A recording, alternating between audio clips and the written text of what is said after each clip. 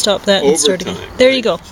I was working overtime. You ran out of- You're my witness, right? I wasn't just talk working time. full-time. I was working full-time plus overtime. Plus, I was taking university courses. Like 2 a semester. That's like a 7-day work week, not including the overtime.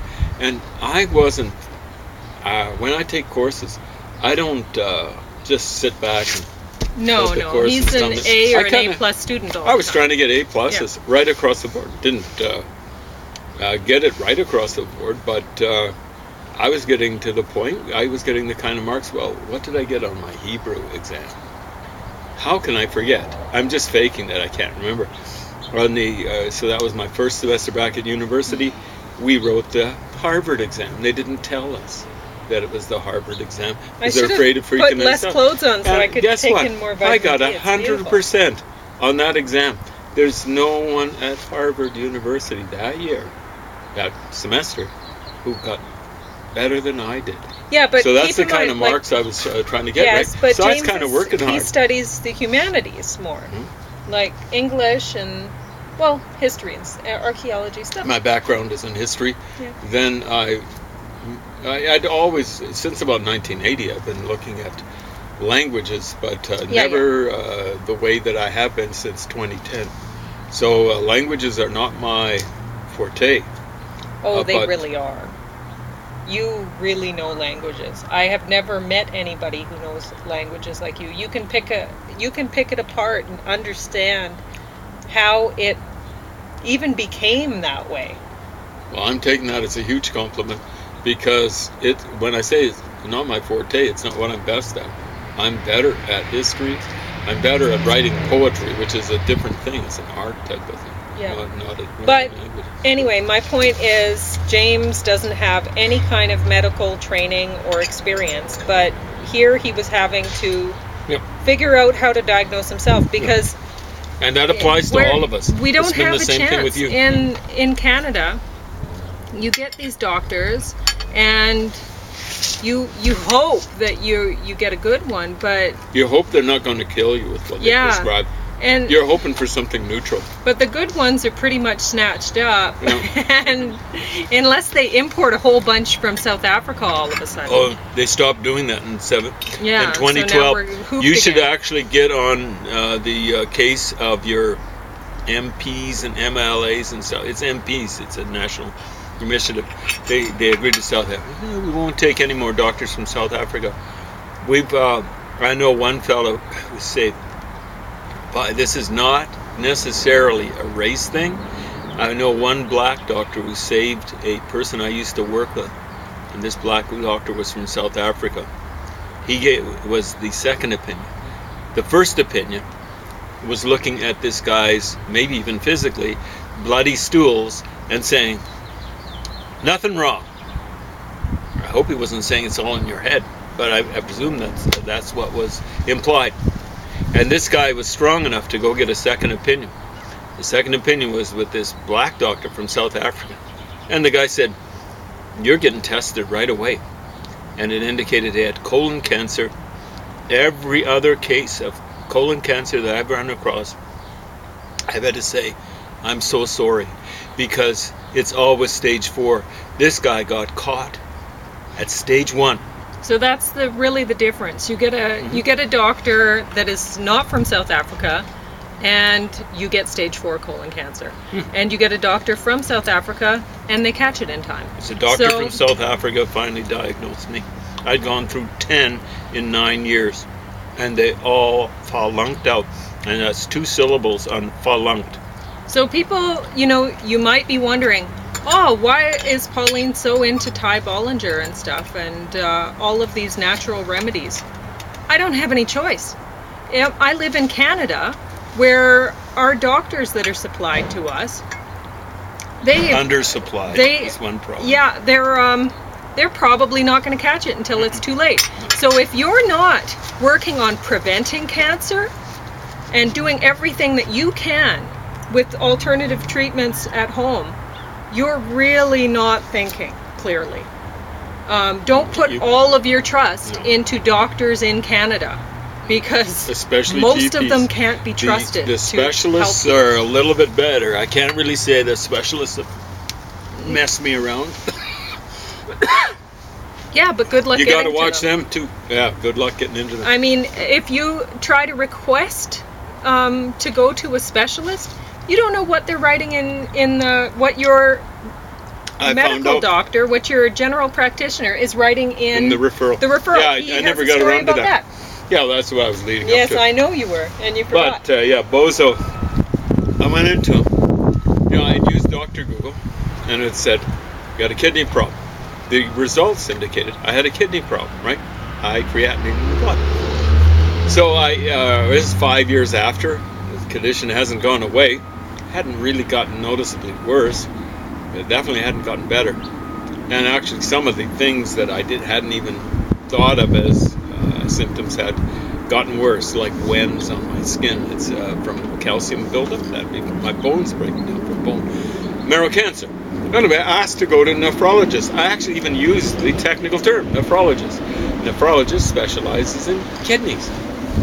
Next thing you know, I get a referral. I had to wait a while. And not as long as I've had to wait for, or as long as you've had to wait for your referrals with this Bozo. That's going to be Dr. Bozo. And his image, he looks like a big...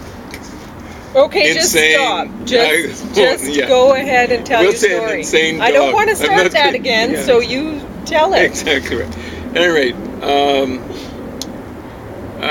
yeah, because if I said what type of dog... Oh my gosh, just tell the story. Anyway, next thing you know, I'm with a doctor who's a flunky, who thinks he's a cardiologist, he's an internist, and I'm going... I asked to see a nephrologist, and here I got a fake cardiologist, which is like doubly bad. And so I could see the guy, he's asking for my symptoms, and I'd say this, and this, and he'll he's practically picking his nose while I was going through it, And so not receptive. Yeah, I was going to say, so are you going to refer me to someone? Nah, I'm sending you back to Dr. Bozo. And I'm going, wow. And that was an H at the beginning. Wow. And so I was going, well, actually, I asked to see the reference letter before, because I'm going, this guy is not receptive. I'd already been checked out with him because I had a heart murmur like 5 years before. I knew he messed around with cardiology. What had happened is my sister had died of what looked like a heart condition. And then they found out that my mom had a congenital heart condition, and they wanted this was ordered by her doctor. Everyone who was related to her. Wow, what a good doctor she had. South African. At any rate, she actually. Yeah, South there African. You go. See, it's not a race or a gender thing. No. It's a national thing. So yeah. At any rate, he knew I had a heart murmur. Incidentally, a heart murmur is one of the symptoms of bone marrow cancer. What you get is hypercalcemia, the extra calcium in your blood causes your muscles to misfire, and I presume that's what causes the heart murmur. Your heart muscles will be misfiring. But whether or not I've divined what causes the heart murmur is caused by caused by hypercalcemia, which occurs with hypothyroidism. On with the story. At any rate, so after it, I can see that he's just, thinking about other things or something like that. And then when I see he's not recommending me to someone, I'd ask to see the nephrologist in town. We've got one here, Crawford, and with this guy. And you're going to refer me? No, I'm sending it back to Dr. Bozo. I almost said the dude's name. And dude, incidentally, in Arabic, it means worm. And that's the way I always think of it. And anyway, the story. So I asked to see the referral letter. And I can tell I may be the first person to have ever asked that question, not just of that doctor, but ever. Because you can see just this stunned look in his face. And then he said to the nurse, well, give it to him, it's his. And it was kind of like, like give him a good 1-2 punch or something like that. But it wasn't a punch, because I think he thought it would be a huge revelation to me. But I knew exactly what You had a pretty good idea when I had a very good idea. Yeah. So it's like when So anyway, tell about what the referral letter said. Well, it said this guy being me, that admits. There's no admission about it. Admission is like Okay. if I ask someone, how long have you been an axe murderer? Something like that. In a courtroom, you see, you're trying to get them to admit to something. When you volunteer something, that's different.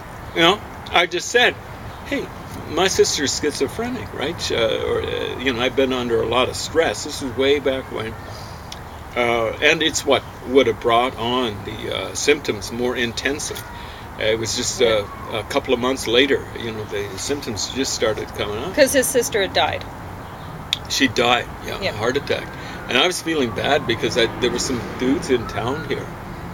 One of them I'd actually known he's from Sterling, who'd come across what I think actually it would have been an effective means of handling schizophrenia. So what they were doing was kind of taking the Linus Pauling thing. I think Linus Pauling had said not just that multivitamins were good for a cold, let's say, or flu, but good for schizophrenia. Yeah. And so they developed this multivitamin, multi-mineral thing. It went beyond Linus Pauling. And it was just like huge doses. The one guy worked on it had claimed, and I suspect it was true, that his daughter was bipolar and suicidal, and he'd at least controlled it. He was claiming cured. And so I was feeling guilty because it's very expensive. I was wanting to buy it for my sister, right? Yeah. But, and you just hadn't gotten around to it? Or, no, I just didn't have the money for it. And it was huge cost. Yeah. So, as it turns out, years later, I found out they'd been squashed by our equivalent of the FDA. Really? Well, I was worried about nothing. I was, at least feeling guilty about nothing. Okay. Because I couldn't have done anything about it. At the time. Ever. Okay. Believe me, so the story. These people got back crushed to the down. letter. Anyway, what Dr. Bozo said was, and like a GP, and he seems to be an expert on psychology or something like that, because he's saying, all the GPs think that they're somehow psychiatrists. Yeah, they should not be allowed to dispense any psychoactive medicament. Any. You could get ones that have psychoactive side effects, but anything that's designed specifically to be psychoactive, like an antidepressant, they should not be allowed to prescribe. They should have to refer. They should have to refer. Somebody who knows what they're doing. Yep. Yeah. Absolutely not. They're making money off of that, and they have no clue. It'd be interesting to find out how many course hours they've taken on psychology. And I suspect it to be almost as low as it is for nutrition, maybe even lower. And these guys are arrogant to boot. They're not the kind of people that are actually going to look at a person and say, be at all sympathetic or anything like that. It's their way or the highway, and it's the highway to hell. No, because when I was, I don't know if you ever went on any of the antidepressants or anything that they prescribed, but I did. When I was in the last stage of the cancer. You did? Well, Ativan. Oh yeah, that's right. Anyway, that was awful. And like I've got it from a person a whole lot higher up in medical ranks. The doctors, two of them, that prescribed that to me were breaking their Hippocratic oath. And what they were doing was, I mentioned this to this doctor, high up in the chain of doctors. And I said, why was I paying nut brown and getting fainter and fainter?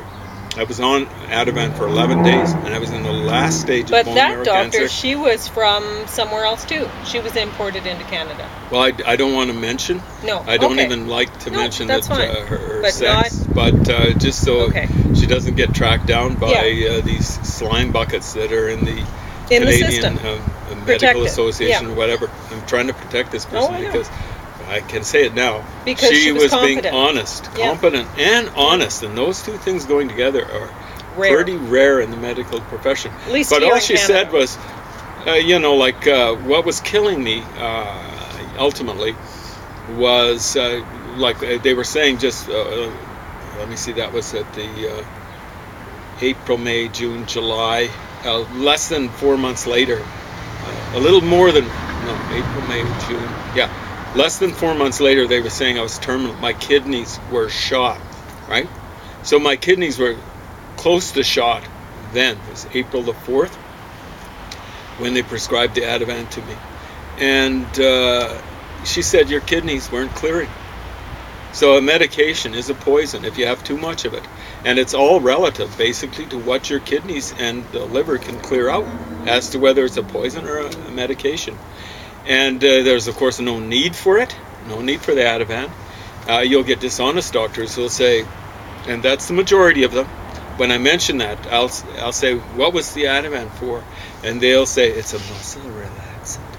The only organ it's designed to relax, Ativan, is between the ears, and strictly speaking, it's not a muscle.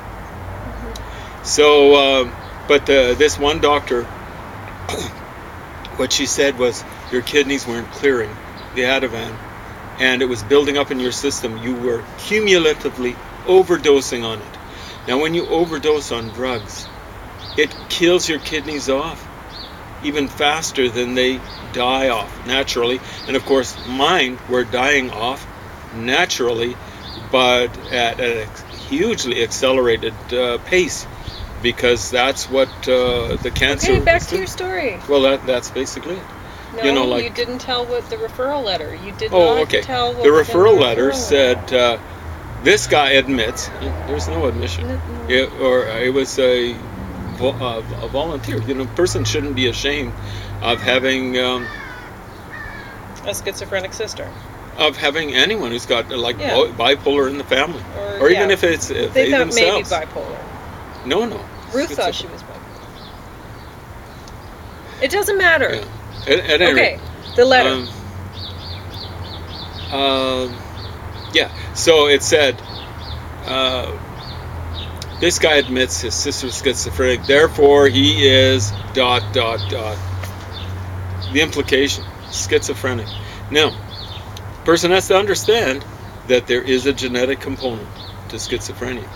If one of your siblings, the latest research that I've run across indicates that if one of your siblings is schizophrenic, you yourself have a 9% chance of being schizophrenic yourself. And that's sobering. But it's not overwhelming odds. And the deal is, if you look at most,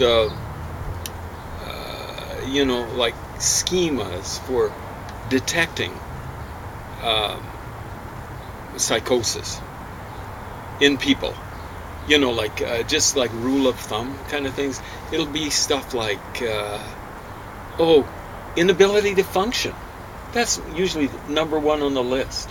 You know what I'm saying? Number one or number two. But I've kind of been taking some university courses. Now, understand, people say, well, you can function when you're taking medication. I'm taking no medication for schizophrenia, for anything else. And I've been taking university courses and getting kind of functioning at the highest level. It's hard to function higher than qualifying to go to Ivy League places like University of Pennsylvania and Harvard. This doctor had totally not only not listened to James's symptoms that he was having. No. He wouldn't even, he wasn't making the appropriate referrals on his own. And then when James asked for the appropriate referral, he did not give him. He didn't give him and then he put in a letter to the guy he was referring to sabotage the whole process. Just don't listen to him, basically, because he's crazy anyway, right? So, and even if you were schizophrenic, if you had kidney problems, you deserve treatment. So Yeah. It's a huge whether issue. it's huge, it's ridiculous. That guy The should Canadian be. He Schizophrenic should have had Association his should be going after this guy. his license taken away. He should not be Should it practicing be a life medicine. sentence if you've got bone marrow cancer or some other cancer and you got schizophrenia? Like, that's I ridiculous. happen to not think so. Yeah. So even if James had schizophrenia, it's appalling. It's disgusting to think Shameful. that somebody Both of with these mental doctors. problems wouldn't get The treatment. guy who did the referral is bad. Exactly. But this other guy who went along with the flow is just as bad. Yep. Shameful. Wish So- I could name the name. And so now you know, when you ask for a referral and you're not greeted receptively. I went for a referral not that long ago. The guy stood with his arms crossed until I was willing to leave. Yeah. He was not going to treat me. He was wasn't that going to that, give me, guy? don't say anything. Yeah. He wasn't going to give me any kind of treatment before he walked into the office. Yeah. He was not going to hear a word I said. He was not going to give me anything. I invited him to sit down. You see, he was getting ready to and James couldn't take the figure money it out. and run.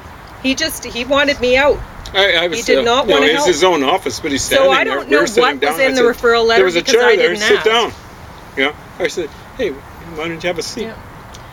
He didn't want to spend time chitter-chatter. Not at all. What a shameful individual. I wish I could mention the name. But no, I mean, this is just part of what you have to expect. I didn't ask to see what was in the referral letter, but since I know James's experience, I know there would have been something in there to bring that guy in there like that. He was So yeah, I did I mention that about the arms crossed thing? I saw it. I was right there. I know.